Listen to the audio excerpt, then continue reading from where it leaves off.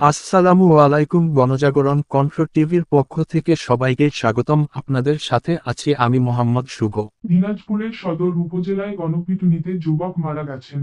দিনাজপুরের সদর উপজেলায় গণপিটুনিতে যুবক মারা গেছেন। গত মঙ্গলবার ৩রা সেপ্টেম্বর সদর উপজেলার ২ নম্বর সুন্দরবন ইউনিয়নের ঝাঞ্জিরা সাহাপাড়া গ্রামের রাস্তা থেকে নিহতের লাশ উদ্ধার করে পুলিশ। নিহত আইনুল ইসলাম ৩৩ দিনাজপুরের চিরিরবন্দর উপজেলার তেঁতুলিয়া ইউনিয়নের মাঝিপাড়া গ্রামের মহির উদ্দিনের ছেলে। কোতোয়ালি থানার উপপরিদর্শক রবিউল ইসলাম জানান, ঝাঞ্জিরা গ্রামের রাস্তা থেকে আইনুলের লাশ উদ্ধার করা হয়েছে। সোমবার রাতে ওই গ্রামের জাফরের বাড়ি থেকে চুরি করে পালাচ্ছিল ৩ চোর। এই সময় আইনুলকে ধরে গ্রামবাসী।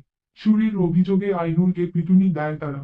এতে তার মৃত্যু হয়। ঘটনাস্থল থেকে ৩টি মোবাইল ফোন সেট এবং একটি মোটরসাইকেল উদ্ধার করা হয়েছে। ৩টি মোবাইল ফোনের মধ্যে একটি আইনুলের, অন্য দুটির মালিকানা দাবি করেছেন জাফরের পরিবারের সদস্যরা।